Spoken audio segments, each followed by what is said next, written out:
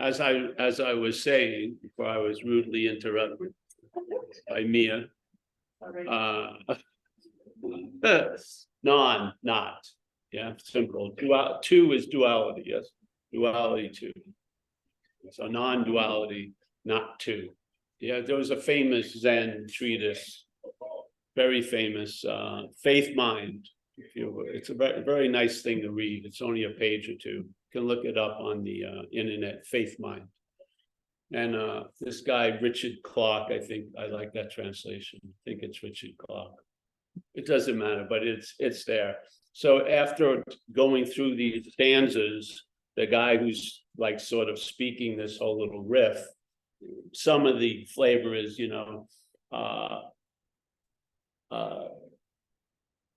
forget about seeking truth, just stop cherishing your own opinions, this kind of attitude, yes? So basically, it's not questioning or directing you on a path, it's questioning who is it that's being directed to a path, yeah?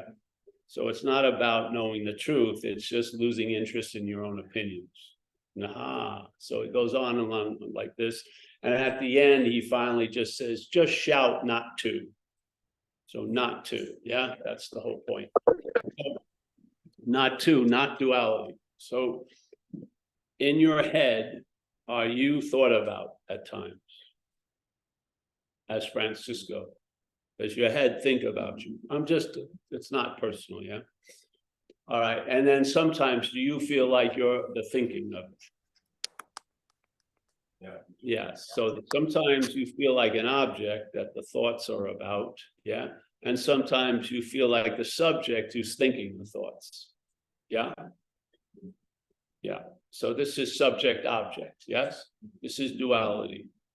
So it's going back and forth throughout the day, So can you hear? All right, so the view sometimes is that you're the one doing something or something's being done to you in certain ways, yes? So again, object, subject, the head flips back and forth all day. Yet it hides this activity as what we are really representing by the singularity of what's remembered as you, which is a body. So all these activities are given a name and a form, and that name is Francisco, and the form is a body. Yeah, so now Francisco seems to be like a long-lasting, independent, separate thing, but all of its activity has a dualistic nature, the mental activity, yes? So you're either thought about or you're the thinker, someone does something to you, or you're the doing of something to someone else. Yeah, so you're flipping back and forth, subject, object, subject, object, subject, object.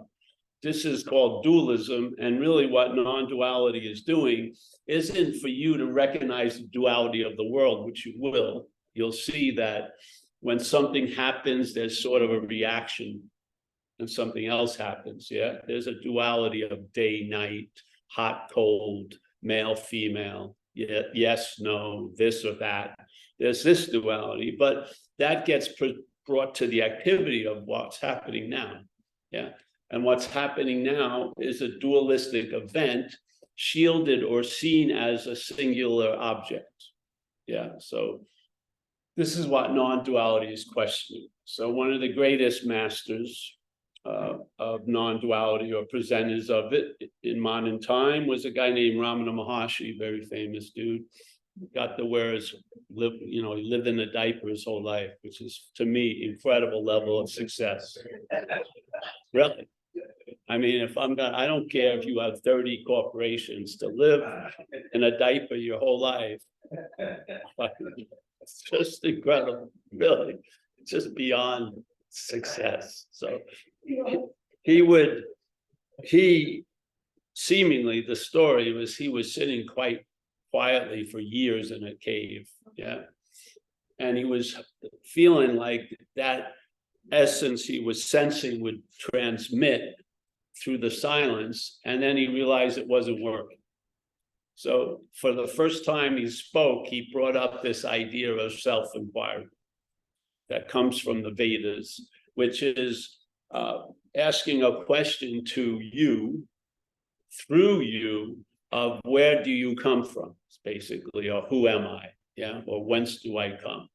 Because the whole sense of his idea, and this is just, I'm just riffing on it, I don't know what the sense of it was where he was sitting, but his idea, the word self in that world, capital S, means everything. And he believed if you follow anything back, it's going to lead you to that which you already are. Yes. So instead of trying to look for that which you already are this way, you're going to stop, or actually you're going to see who the hell is looking for it this way and who the hell is seemingly always stubbornly pointing this way, and to question, to have the attention and interest go this way, because if the interest and attention swims in this direction, it's getting to the ocean. Yes, because this whole river event is sprung from there. So we're going to go swim back, who am I? And so he presented that. And then he also presented, there's a great collection of talks he gave in like 1935 to 39 called, I don't know what the title was, but Talks with Ramana Maharshi. That's the one I got introduced to. And it has a lot of topics because he's meeting a lot of different people, mostly of the Hindu bent and stuff. And he came to two conclusions, basically, when he was sharing. On an absolute level, concerning surrender, he says, well, who is there to surrender and to whom or to what? So basically, there's no event of surrender, but in the relative world, it may be the best thing to do. So he said, listen, if you're inclined and you have the ability to seek the origin of your own misery through self-inquiry, great. If you're outmatched by life, surrender to a power greater than yourself is the way to go. Surrender, and thy will is done, so to speak. Yeah. So he gave two basic meals to all the different people. Yeah. It's either this or that. Yeah. And he said he questioned the formality of meditation and spiritual practices because he felt, and again, I'm paraphrasing how I feel about it, is he said, there's this stubborn conception of this mistaken idea, which is there's a presupposing of a non-existent thing, which would be a body. Yes, the body does not exist on its own. Something is existing through the body. Yes, like the eye is not seeing, consciousness is seeing. This is why we have a guy who actually delivers eyes to people, and when someone dies, they can take the eye out of that body in less than 4 hours and transplant it into someone else. And that eye that was never going to see again from that dead body is now seeing, or facilitating seeing. Yeah, because so it's the existence that's seeing, hearing, feeling, tasting, touching. It's not the ears, the sense, the smell, the taste, or the eyes. Yeah, just to be clear. They facilitate an event. They're not the cause of the event. The cause of the event is this nebulous idea of consciousness or awareness or whatever. Yeah, so it's coming through. So he says the head is presupposing that there is this non-existent thing is existent. Yeah, so basically, when they're seeing, the head says you're the seer, obviously. Yeah, when there's thinking, you're the thinker. So you basically become the pointed at source of shit you really have very little to do with. Yes, so it's a giant petri dish for a weird mutated growth. I'll tell you that. So here you go. So there's this presupposing. So he's talking through in time, which is cool because pre is something in time. Pre or pro is, yeah, preamble, pro after, before after, which is of time. So there's this presupposing, just like Amelia and I, a lot of times, we don't do it as much anymore, but we suppose a store is open without calling it. I say, oh yeah, I'm sure it's open on Saturday. We don't make sure, we don't call, we drive based on this assumption, and then they're closed. And it's not like they're closed, they always closed on Saturday. But we would have called, we would have known that, but we thought we knew it. Oh, I think they're open on Saturday, we drive. So there's this presupposing of this non-existent thing. Yeah, see, she feels bound. And now she's been relieved. No, she's stuck on the other one. See that? That's beautiful. Yeah. So this presupposing thing is now assumed to be the real thing. That you are the one who's doing shit, hearing shit, feeling shit, tasting shit. Yeah. And now you, as that, a lot of activity starts occurring, and you may be driven to seek salvation for that thing. Yes. So he says, here's the situation. This happens before you sit and meditate. This happens, it's way before the shit you're thinking you're doing to move somewhere. Yeah, it's way before. So it's claiming to be the meditator as your ass is going towards the cushion. It's very quick. So says, if this is the case, there's this presupposing of this non-existent thing being an existing thing. Yeah. Your spiritual practices themselves are reinforcing this mistake of the non-existent thing taken to be the existent thing. How are they going to destroy it? It's a very beautiful statement to sit with. Yeah, because it may capture what you've been doing. And this is the beauty of the message of non-duality. A lot of things it says aren't directed or pointed towards you, but you sure feel like that because it seems to describe what you were doing, which was you've been trying to get out of something as that something, and shit like that. So when I heard this, it was incredible because I finally heard it and I was sitting there, wow, what do I do now? The non-existent thing, taking yourself to be existent, has moved into the identification as being a spiritual thing. And what's giving it and reinforcing that identity is doing spiritual things. And now you're telling me that's all bogus? Yes. So when the spiritual pants fall down, whatever wants to pick them up isn't you. But if you can just let them stay down, a lot's revealed. So it's this presupposing thing, this presupposing of a non-existent thing being existing.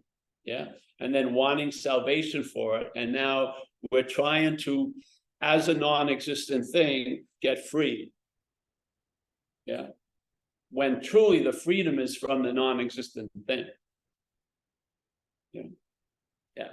So it's quite different. So this is the message of non-duality. It's usually very disarming because a lot of people who arrive at this message have been on the spiritual bus. They've been taken, they were told it was an express route, but they were been taking the local route. Never seemed to get to where they wanted to arrive at. But hey, he practiced.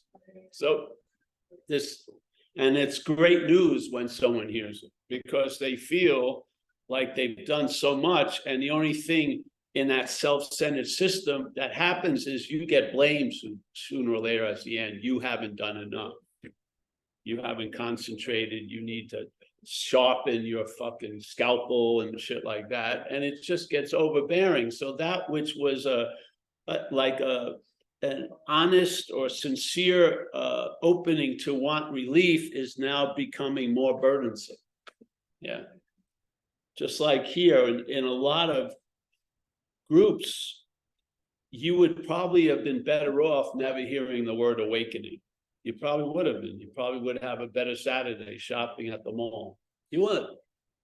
And then the word enlightenment, which is the most ironic one, because one definition of enlightenment is the cessation of all suffering. And yet people hearing about enlightenment, the head uses it to cause suffering. Yeah, the exact opposite of the definition that you're seemingly dedicated your life to arrive at is producing the exact opposite effect.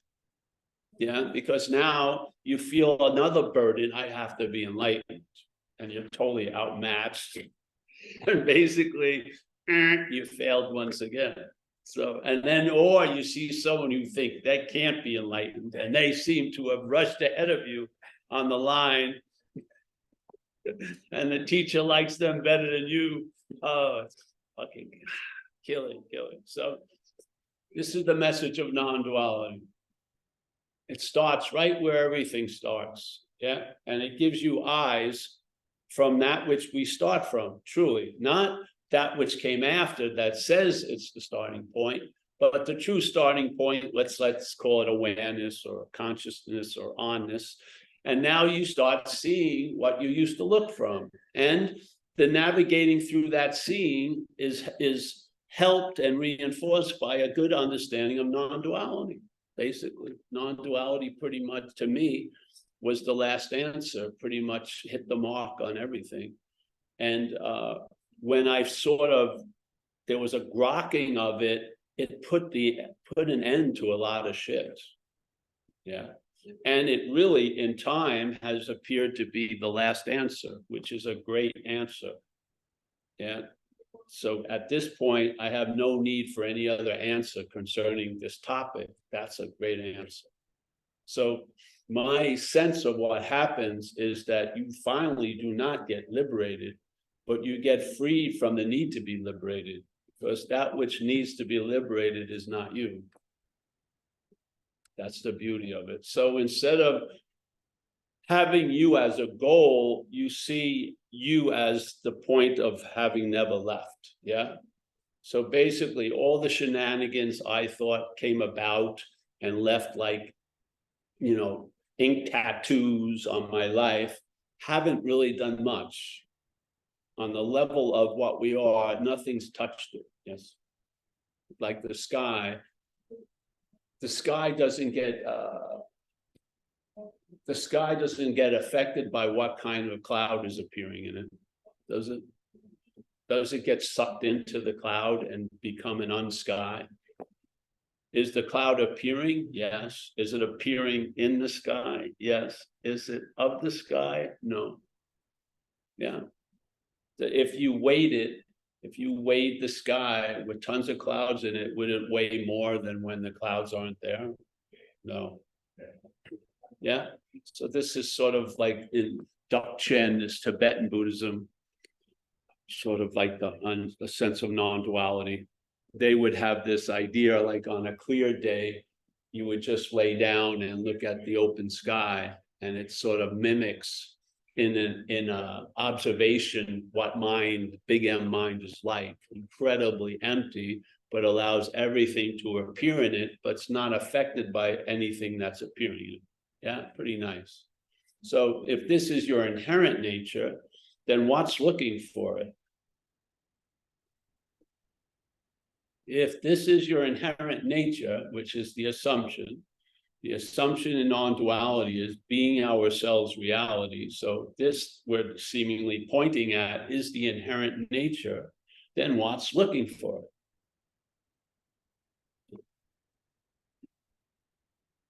Who's striving to get there?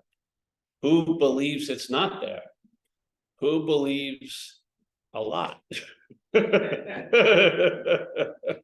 And instead of wanting to know the truth, just stop cherishing your own opinions. Yeah, because they're not your opinions.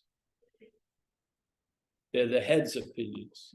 And sometimes the head describes what's going on to the head exactly.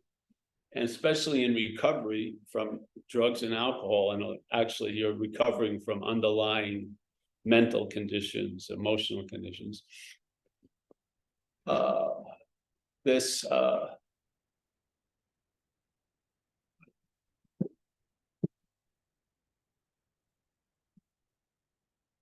We call it self, but with a small s in recovery.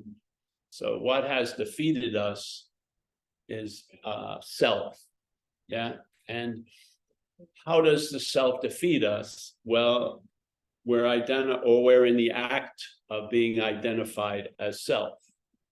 Yeah. Are we doing that? No. The mechanical aspect of the head is doing it, but we're listening to it. And we're listening to it, and we're taking cues from it, and we're living as what it's saying. We're living as if we are a long-lasting, independent, separate thing. And starting from there, that's captured by the statement of Ramana that that's the non-existent thing.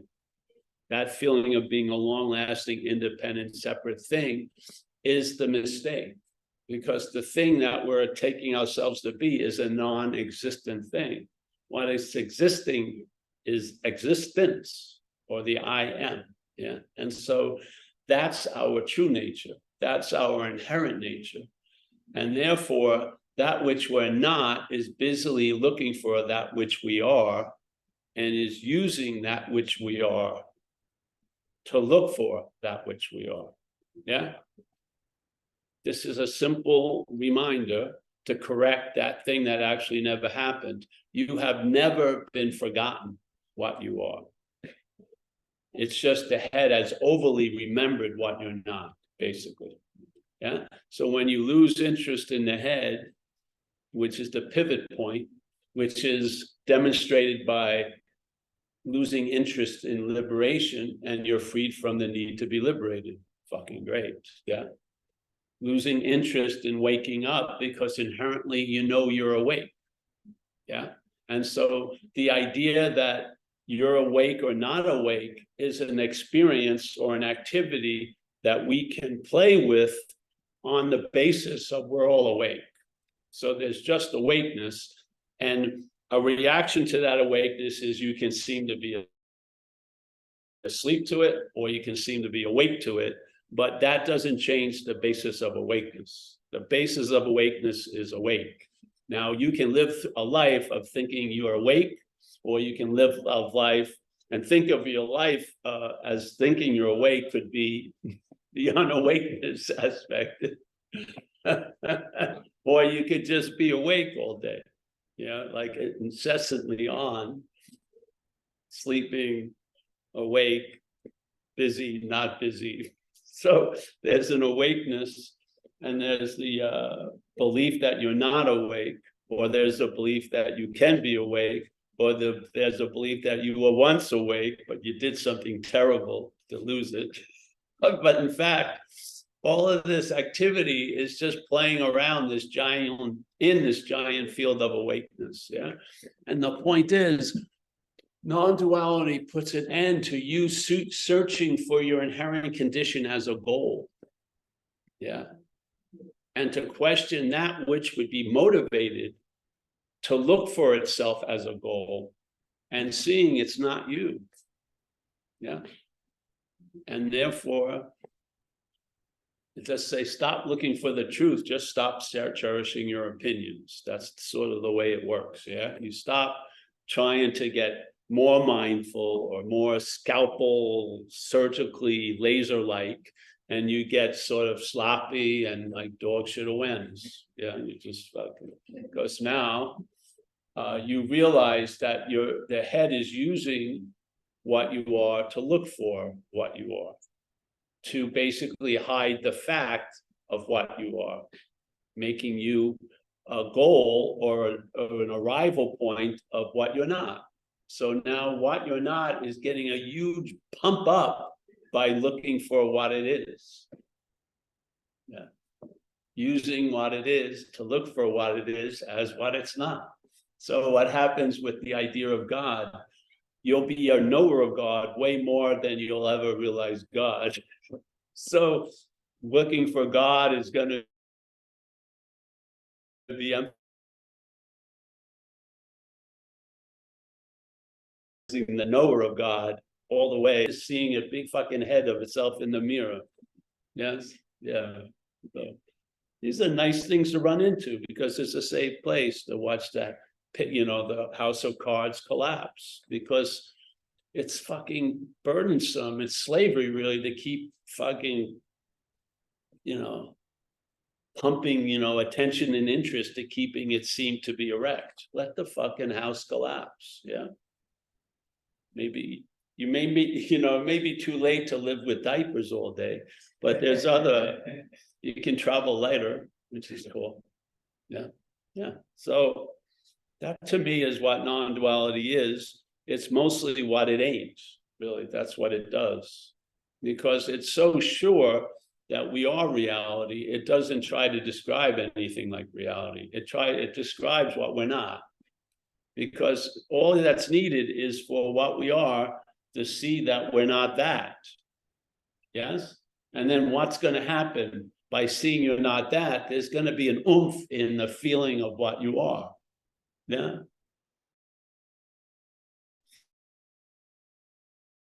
In other words, the sense of I am mutated into I am Paul.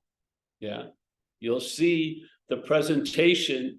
It's like the mental state becomes like cognizant of the I am and immediately uses its ever-present pulse to imply that you're alive as Paul. Yeah. So now you see that. You see the I am, and then you see the claiming of it and the making of Paul. Yeah. It doesn't stop. The mechanicalness of the mental activity isn't open for a huge change. It isn't. If you're hoping it to be your amigo and walk this path, it's fucking gonna be a drag. That's its activity. It is. You can't blame it. It's so like the lady with the snake. She was very good to the snake and she expected some return, and the snake bit her. And then she was surprised and asked the snake, Mr. Snake, why did you bite me? I'm a snake. Yeah. So if you take the disguise off the mechanical operation of claiming I am to imply there's a thing called Paul that's existing. Yeah. If you take the blinders off of that, it's just looking at machinery. Yeah. There's no volition. There's no flavor to it. It's a machinery. Whatever's going on, which we're bringing that about being a reality. Yes. This event is triggered by reality, dreaming, so to speak. Yeah. So whatever's going on, it getting triggered by that, yes, it reacts by claiming it to keep reinforcing its one and only narrative, which is the programming is self-centered. The whole system is centered on self. It's the integral part, like it's described in I don't know if you've heard the Course in Miracles, but it's described very clearly in the Course in Miracles. What does the brain do? The brain interprets to the body of which it is a part. There you go. That's all you need to know about the brain. The brain, from the Course in Miracles view, is the brain is interpreting everything that existence or consciousness is allowing to occur, this contact, yes? It's interpreting it to the body of which it is a part. So it's constantly using conscious contact to infer you're the one who's conscious. And the story of that you is an unconscious story. It's mechanically spun and it's mechanically reinforced, but there's some taking it so personally, which one of the hardest things to dig out in all this shit is the feeling of being volitionally before it, like I'm doing it. I am my own worst enemy. No, you're not. Yeah. I hate myself. No, you don't. There's activity going on that you're not the source of. Yeah. You're the money behind it. It's the interest and attention that you represent that's going into it, but you are not the source of it, and it's mechanical. Whatever's happening, when the head gets a sniff of it, it will claim it and put it into its narrative, which is a self-centered narrative. Yeah. You as a long-lasting, independent, separate thing. Now it will let you think you can become spiritual. It'll let you do a lot because it grooves or gets a lot through the act of identifying. It just feeds off the fucking thing. Yeah. Just like it happens. I get a Fiat, fucking 2014 Fiat, then I'm driving people with the same car. Hey, yeah, it's like now I'm identified as a Fiat owner. This is we're searching for some kind of meaning all fucking time. I like the New York Giants. Does anybody on the New York Giants know me? No. They have no fucking clue who I am. They're making millions of dollars while I'm buying a $30 beer root them on, you know? Shit, no, this is the head. The head set up the trap and now bitches about the trap. Its whole story is to be separate. Now it bemoans, I'm so disconnected. It just goes on and on and on. On and on. And I believe the mental state has that mechanical nature and also has an addictive nature. So the mental state overdoes it. Yeah, if it gets into something, it can really get into something. And then it goes into holes. Yes. And if you stop drinking, you start looking at porn or something else. It wants to leak out. Yes, it just has this urge to leak out. And this idea of why nothing is working is because I don't believe we're getting to the root of the addictive nature. Yeah, I believe it's a mental quality, is addiction. Yeah, and to someone who is addicted to drugs and alcohol, it started out as a solution, drinking and using. There was something going on before. There was that urge to escape that they needed to escape from, which was the selfing. Yeah, they were overly obsessed with this fucking activity. They weren't, but there was an over amplification of it, and then they needed some fucking relief. So they found it with drinking. And maybe they would ask someone something like just go on a date if they were drunk, but they wouldn't do it if they were sober. So yes, so they start drinking, and now that solution turns into another aspect of the beast. And now they're in rehabs and fucking shit like this. Yeah.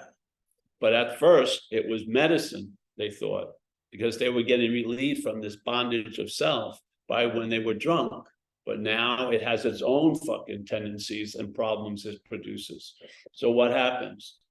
This thing goes this way, goes that way, because we're not getting to the exact nature of the wrong, which is the mental state's addiction to these ideas. And if the interest and attention of your life and the faith of your life is put into that, it's going to produce the similar effects that I see everywhere. Yeah. Yeah. So where do you lose interest in self? Definitely not through self. Self trying to lose interest in self is interest in self. Telling that which is playing God, it has to quit playing God. Its only reaction could be playing God. It cannot help itself. Yeah, you see that. Yeah, and you stop relying on what's unreliable, and you start taking cues to that which is before thinking. Yes, and you start being directed, because you're going to be directed here. In time and space, you're like a little missile. You have a destiny. The action figure is going to be directed. Yeah, it's not like you're not going to have an employer. You're going to have a new employer, like we say in recovery. Yeah, you are going to be employed or be used. This is what happens here. You're going to be used. Yeah. Now, what's going to cause a huge experience in you is what's using you. Many of us have been used by the mental activity, and we fucking had enough. Yeah. There's a surrender, whatever you want to call it, and now you feel gratitude and honor and awe, where before you had grievances, resentment, and cynicism. Yeah. So now the factory that's producing misery, it isn't because of the factory, it's who's running the factory. Yeah. So now you have a new employer, it's producing new products through you. You observe them, you express, there's expressions come through you, and you see there's a different way or a better way, or whatever you want to call it, which is trusting the infinite rather than finite self, as we put it in recovery. Yeah. A dualistic presentation for the action figure, either this or that. Yeah, as Jesus said, you can't serve two masters at the same time. Same thing, a dualistic thing. Yeah, you can't be listening to this and then saying you're listening to that. It doesn't work. Yeah, so this is non-duality is just beautiful, beautiful, beautiful. Because what's your head going to arrive at if it feels like it can never defeat that enemy? Yeah. Through the non-duality message, there'll be a hallelujah about that. There'll be a hallelujah that you can never defeat the enemy, because the enemy, there is no enemy to be defeated. That's the beautiful message. Yeah. The beautiful message is there's no vanquishing, killing, destroying, there's none of that. It's becomes irrelevant through lack of interest, really. Now you're just not interested anymore. Why? And I found you cannot arrive there through self. Self trying to lose interest in self is self-interest. You can't do it. It's impossible. Yeah. So it's not based on I got to do more. There's going to be that final breakthrough. I don't believe so. I believe if the head is claiming everything that's happening through you as it doing it, it's going to neuter or negate any possible freshness you thought was going to arrive by doing all that shit. It's going to end up the same old. Yeah. So the most important part of a message is the warnings that come with it, really. The warnings that even in the highest, if you're 8,000 feet up in the Himalayas and you sit down and you're alive, the head is going to claim to be the one sitting down on the 8,000-foot cliff looking over the Himalayas. It is. Now, does that mean you're going with that? No, but it's important if you see it, because if you don't see it, I humbly believe you're going to be looking from it. You're going to be looking, after you're seeing that beautiful vista, you're going to be looking from it in time as a thing. Yes? Which is going to make you have to go 8,000 feet higher and get a bigger vista. Yes? Yeah. So this is the warning. Yeah. Like whatever can be perceived cannot be that which is perceiving. Super clear. Yeah. Are you perceiving this? Yes. This is not what's perceiving. There you go. Just blend it onto you. I'm perceiving that. That's not what's perceiving. There you go. Simple. Then you can't use the Buddha to seek the Buddha. Why? Because you're the Buddha. You can't use light to seek light. Why? Because you're the light. You can't use mind to seek mind. Why? Because you're mind. Oh, all right. Now, because you're going to be into a huge argument if it's Paul, who spent 30 years in Buddhism seeking for the Buddha, to say, hey, Paul, you can't use the Buddha to seek the Buddha. It's probably not going to go well. But if you see you're not Paul, then you're probably going to hear that message from the Buddha. And when the Buddha hears it, you can't use yourself to find yourself. It's very super clear. Yeah. So what happens? Seeking goes down. Way down. No seeking. The sense of the seeker gets very loose. No seeker. No seeker, no seeking. Yeah. Perpetual finding. Disarming. Every arrival's met by on having never left. So you can think like you left and arrive, but it tells you on having never left. Every fucking time. Every time you land in this Hawaii, when they put the flowers around you, they're going to whisper, hopefully not in Hawaiian, on having never left. So enjoy the trip. Come bitching about this, whatever. That's fine. It's great, because when you arrive, you've never left. That's the great news. Yeah. You are what you're looking for. When? Now. Where? Here. Yeah. But I haven't fulfilled all the requirements. Who has those requirements? Wait a minute. Did you get a big requirement from the godhood? No. Somebody, you came up with some fucking thing. All right. You're the one who's got the requirements. Just fucking wad that thing up and throw it away. Yeah. And when you knock on heaven's door and God says, Paul can't come in, you'll walk right in, because you'll realize you're not Paul. Yeah, just walk right in. Yeah, so, yeah. Anyone have any questions there? Raise your hands. Raise your virtual hands.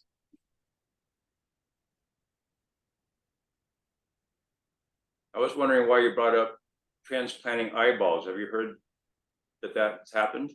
Yes, one of the guys who comes to the talk on the recovery talks, he drives around Seattle to hospitals picking up eyes to give to people to see. Yeah. Huh. Yes. So he told me in 4 hours, when the body passes away, I think there's 4 hours where the eyes are still fresh. They can still be used. That's what he says. I didn't go home and immediately Google it because I don't care. I don't care if it's true or not, because I don't think much is true here. I don't. I think I think what gets conveyed is much more important than what's true or not. Yes. So I'll use anything I can to convey something. Yeah. Tobias and Aaron raised their one hand. We have our own Tobias and Aaron. See, we have our friends right here. Oh, Well, yeah. woo. We have our own Northern California Tobias and yes. Now these folks came to one meeting and I've known them since. It's great. They're my stellar students. If you don't mind, I put your faces on a brochure. I hope standing Topeka other place. Yeah. Now I am, yes. All right. Tobias, Aaron, yes. Yeah, we're lifetime members, as you declared, and we accepted. Oh, good. Yeah, so you mentioned the word mechanical a bunch. Interesting. There's this scientist, Donald Hoffman, who basically says that, you know, time and space are a headset that we're wearing that's manufacturing, you know, generating perceptions as they're happening. And so I just was throwing that out there as like, yeah, mechanical is a great idea for it. And in the right before you got on the call here, people were talking about memory and how they can't remember anything. And I was just thinking that, yeah, memory is overrated. Like having never left, I don't really, it's not important that I remember any details about the story. The character did a bunch of stuff. Occasionally I'll get stuff that's like, oh, I can make a living amends about that by not doing that again. But like, I don't have a lot of regret related to ruminating, because like the selfing is just constantly overrating memory as like this really happened. It's really important we rectify this, you know, redeem myself for this. But yeah, it's just an awesome message that we, you know, that I'm not remembering anything accurately anyway. This is like, No, I've done some research and it's like, yeah, my memory is so spotty that it's. well, there's nothing accurate anyway.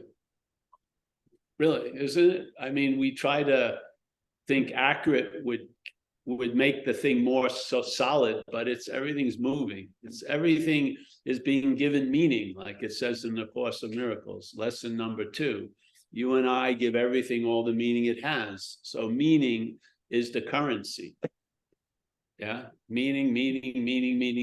And so, and people have this as an experience in recovery quite a lot. They had a story, or a story had them, that the worst thing ever happened to them was the night they got pulled over. And then they get sober, and after a few months, they realize that was the best thing that ever happened to them, because they see the connection of getting sober, and now sober is really great. Yeah. So what was it? Was it the worst thing, and then it went through a transformation? and then turn it into the best thing, or was it no thing and you gave it meaning? Yeah. So your meaning to being pulled over was a super drag. So you thought that was the worst thing that ever happened to you. Yeah. And then that meaning you changed, and then that meaning changed. Yeah. So there's nothing accurate at all, except that there's nothing accurate at all because it's dreaming. Yeah. Seriously. Right. Yeah. Yeah. And so this is why, let's say that guy talks about the headphones of time and space. Now, Yeah, the if VR it headset. could be a feeling presented with that info, then I feel that has power. But a lot of times the info has an antiseptic thing. It's sort of like the physicist knowing there is no world, but he's still flipping out by the newspaper boy missing his porch on Sunday. You know what I mean? So I love when they have this thing, yes, time and space, but a feeling in there of that they've been relieved of time and space. Yeah. Yeah. You know what I mean? So something can be said and it can have like a punch in it or not. Yeah. And so hopefully what satsang does delivers a punch and you forget the delivery system that was used because of the feeling or that sense is the value, really. That sense of like the relief before getting relief. You know what I mean? That like the bell gets rung a lot through the mental meeting, but then all through the day, you'll get a real clangor, you know, from the I am or something, from that knowledge, and it'll reverberate through all the other miscellaneous ding, ding, ding, ding, ding, ding, the head's trying to do all the time. Yeah, there's something gets through, and there it is. That's the aha. That's the unspoken yes. That's the knowing before knowledge. That's the idea that no matter how long you're at work, you don't forget you have a place to live. Yes. It's not like you have to chant or take a coffee break every hour. I have a place to live. I have a place. No, you're at work doing everything else and maybe what you're doing in work you would never do at your house. You seemingly have been totally removed from the experience of being in a house, but you know you have a house. Not remembered, you know it. It's in your gut. Yes, that's like the knowledge of I am, so to speak. There's a knowing before knowledge. Like the one master said, knowledge is finite, but knowing is infinite. Yeah, the knowing is infinite. Yeah, yeah. So this is what I hope we convey a little and share in the Zoom and in the live is this feeling. And there's no need to put your finger on it. It's no need for a finger put on it. But it's like how a sail would feel when it was filled with wind, you know, or maybe how a balloon would sense when it was finally blown up. There's just something about it. And I would rely on that. Yeah. And then I like that imagery of time and space, or we're seemingly in a space suit. And we're taking this suit's reaction to the life of this planet as our reaction, yes? And so what would you want to do? If you realize every time you talk to the person in the suit is hearing it, then you've got to do something else, yes? To get the message through. You got to start talking about the suit. So something else hears it. Instead of trying to talk to you through the suit, talk about the suit to you, yeah? Yeah, and then maybe you'll see you're not the suit. And there you go. Yeah, yeah, yeah. Simple. And it all rests on a level of interest and attention. And what we believe would weigh the interest on the winning side is actually the losing hand. You're getting interested in your own transcendence is really not working. Yeah, just like I've had it deeply through observing when my head got concerned about my health usually gets worse. Castro. I bet you said Castro. Oh. I mean, when my head goes, oh, this is really a problem, it becomes a fucking problem. A lot of times, if I don't give name and form to shit, it just comes and through, you know what I mean?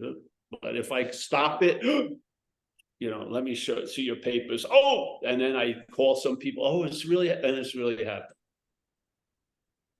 Yeah, so I don't. The suit, you know, translates what's happening to the suit. Yeah, that's what happens. If you are hearing the suit's take of what's happening, and if you're hearing it in this act of being identified, you're going to be believing it's describing your reaction to things when it's the suit's reaction to things. And you're going to be thinking, I can't believe, why am I so angry? Well, you're actually not. The suit's fucking angry. Yeah. Plus, everything the suit says about it, you believe it's about you. Yeah. You're not doing that. You are not the underlying, there's no you doing it. Just see it as mechanical. The head claims what's going on and keeps referring it back to the body. That you're the one who's doing this shit and you're not. Yeah. So in recovery, we have something called this idea of self, and then we go, this one of the greatest statements I believe in recovery is being convinced, which means to believe with certainty, through your own observation, self manifested in various ways is what has defeated us. Yeah. If we are now going to look at its self's common manifestations in our lives. Completely different. Us and our lives are one activity. Self is a foreign activity. Self is defeating us through our lives by its manifestations. Yeah. So when self says that I really fucking hate that person, and you believe you hate that person, you're in the act of being identified as self. Simple as that. You can talk all you want, but the act is, and if you are calling the manifestations of self in your life yours, there's the act of being identified as self is working. Because when it describes, I am super afraid, you think you're afraid. When the suit says, I'm a super afraid, you react as if you're afraid. You're not. Yeah. Most of the suit's fear is wrong programming. It's mental anxiety. It is. You're usually flipping out about what's not happening. Fear is a valid emotion and a valid response when there's a threat right now. Mental anxiety mimics that, right? And plays it in the head. And we keep walking around thinking, oh, my fear. It's not your fucking fear, first of all. It's mental anxiety being produced by something other than you. But this act of being identified as it is given the name that it's already so, and it's too late. You're not becoming what I'm saying you are. You're already that. No, you're not. You're you are never going to become that which you're not, ever. And you were never were that which you're not. This is the good news of non-duality. No matter how much there's a belief, in a day, in 5 seconds, you can start laughing about it. The absurdity of it. Yeah. So the head gives you a clear description of how it's seeing something. I hate that person. You're sitting there, I hate that person. No, you fucking don't. You see? It's telling the truth. The head is telling the truth. I'm afraid of fucking everything. But when you go, I'm afraid of everything, that's not true. Yeah. It's saying what's true to it. What's true to it is not true as us. Yeah. What's true to it is not true as us. There's a clear definition. You can see the difference. Yeah. First of all, the head can't even define feelings, can it? It gives a lot of definition to it, but a lot of times it has no idea what a feeling is like. It says it mistakes the excitement to go to Hawaii as anxiety. It does, it calls a movement of lust, love. It's not true. Yes, it's completely misnamed and misbranding shit. And it's constantly describing its trouble in life. And we're sitting there taking it as our trouble in life. Let the fucking thing hang. Really, let it hang. Oh, please save me. Let it go. We have it. The head says, I'm in fear, I'm in fear. It's like a pledge of allegiance. Yeah. How many people go home and at 8 at night over dinner, their head breaks the news to them, you had a bad day. You were there. Wouldn't you know if it was a bad day when it was happening? Are we that out to lunch that we'll just 8 hours later get the news? Oh, hey, that guy was looking at me he wasn't. It's fucking all made up. And even if it isn't, who cares? Oh, I am so afraid of being destitute. Destitute may be the greatest thing that ever happened to you. You have no fucking idea. But no. I don't know. It's just, to me, it's so many forms of slavery. Yeah, slavery, just taking an inch here, an ounce there, just fucking having you tithe miscellaneous anxiety. So the big fear of the big foot coming out of the clouds stepping on you won't happen. Oh, I'll just worry about inane shit all day. Yeah, the tide, the demon of anxiety. Yeah, it takes them. It's insane to me. So, now, did it change anything? Not much. What changed was the interest in it. I don't have an interest in the production as much. I don't. It's producing the same fucking story. But it's used to be like it was like playing huge arenas. Now it's at a fucking dive. You know what I mean? It's like a washed up fucking goth band.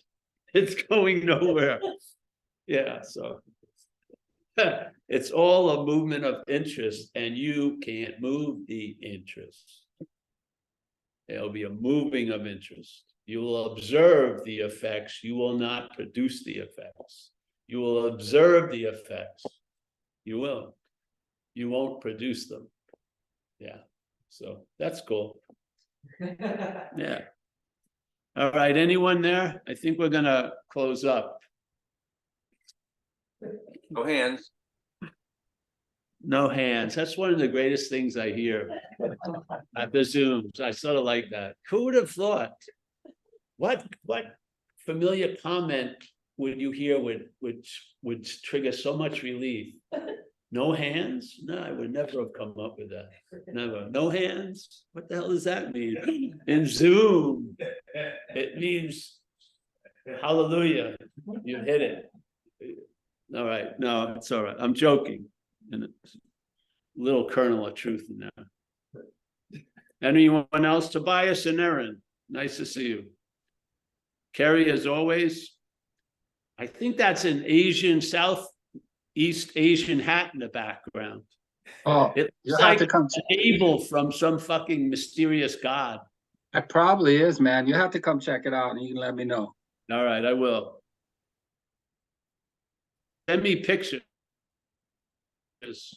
David Bitterman, nice to see you, Dave. Yeah. Michael, as always, beautiful. I have actually been right where Michael is. Beautiful view of his backyard. Very nice. Mike Clark, down in Mexico. I love this. Know what you could do, Mike? Maybe become the head of the department of roads and sidewalks for that town. Be nice to make a road there. Did I tell you about those guys I saw riding on the electric bikes? No. This roads had giant things sticking up, tons of rocks. And these two white guys would ride it. And I said, did you get the gonad insurance? They looked very uncomfortable. All right, Sherry. I thought you were coming up here, Sherry. Mia always next time. I don't know when. I guess it's gonna not be till later. I don't know. all right. Hey, Hiram, my main man. No hats have come, Hiram. There none. Yeah, even though these people saw me with one of them on, they didn't come yet. All right, Marty, Wi-Fi, thank you. Akila, thank you for all the support. Wayne, nice to see you. Vlad, as always, we'll be seeing you in a few weeks. Yeah. Gil, nice to see you, Gil. It's getting in there, Gil, isn't it? Yes. Yes. Yes. Tariq, back in Dover. Rico Cruz, nice to see you, Rico. Chris H, nice to see you, Chris. How's it going there, Chris? All right? I think Chris He's asleep. Oh, he's asleep. Great. That's the best posture to have at satsang, going into sleep. Steve, San Diego. Esther, you're looking better. Good. Yes. Oh, great. Very nice. Andre. Oh, Mika, Jan. Nina, Andre was just there. He just passed Andre Klein, the Rubik's Cube. Nina, last minute trips to Sicily available. Yeah. You never know. Yeah, I know. I'm expecting you. Yes, I'm expecting you, Nina. Nanette, she's got the one candle. I like that. Thank you.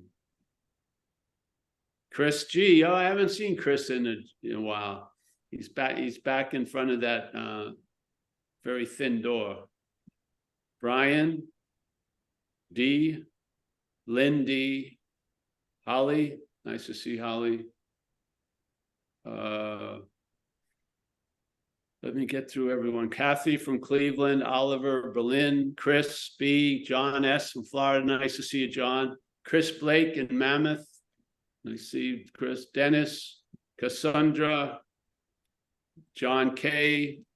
John, thanks for the donation. Susan K. I'm gonna have a latte soon.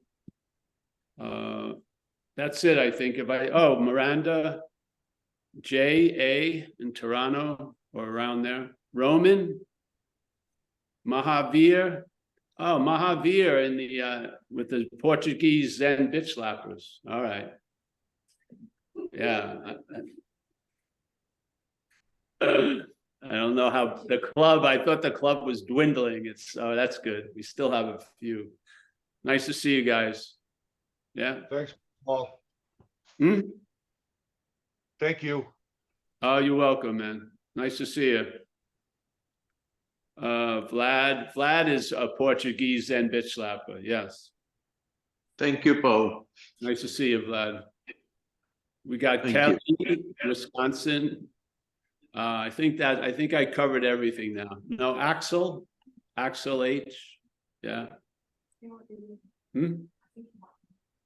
New Axel? I don't know. Axel, are you new? No. I can't hear you. You're muted, Axel. Yes, I'm first time. I'm from Munich, Germany, listening. And Oh, great. Nice to see you, Axel. Yeah. thank you. Yeah, you're welcome. Hey, thank you, everyone. And enjoy the day. Hey, Tuesday, we're not having a meeting, right? So Tuesday, 10:30 in the morning, this Tuesday is not going to happen. And Mike, can you post that? Where's Mike? Yeah. So, The 10:30 Tuesday morning recovery meeting, we're not going to have. We'll have the 4:30 Pacific time one, but Tuesday morning, Amelia at that moment may be a United States citizen. She's Wow. taking her citizen test. So are you going to be there to? she needs a verified American to escort her. So. Wow. Yeah. All right. So listen, thank you, everyone. Thanks so much for holding the space, and always a pleasure. And Yeah, Today was your best one, Paul. that's good. I'll give you a couple. bucks. Thanks, Paul. Love you guys. See you It was guys. great. Thank you, Paul. Good luck, You, bye. Amelia. Thank you, Paul. Thank you all. Thank you, Paul. everyone. You. Thanks, Thank Paul. you. Thank you, Thank Paul. you. everyone. Thank you, Welcome, Mike. Thank you, Axel. Terry. Welcome, Axel. Love to everybody. Thank you. Yay, thank you. Doing it. You.